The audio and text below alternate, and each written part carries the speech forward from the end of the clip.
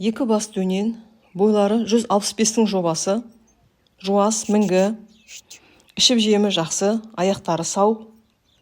Бағасы 9.000 теңге деп тұр, саудасы бар. Сарыағашта Тобольныда тұр.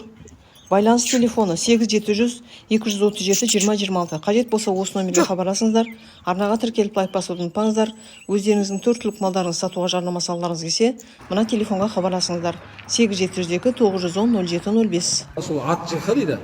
Мына дүниенің зейнетінен дейді ол дейді. Алла Тағала атты өте сондай әдемі жаратқан. Атты. Хадисте келген ол.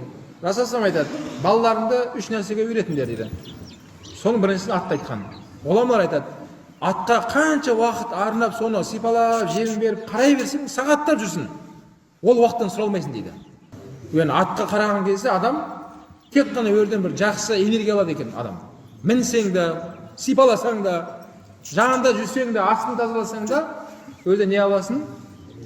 Адам жақсы энергия алады екен ат жылқыдан.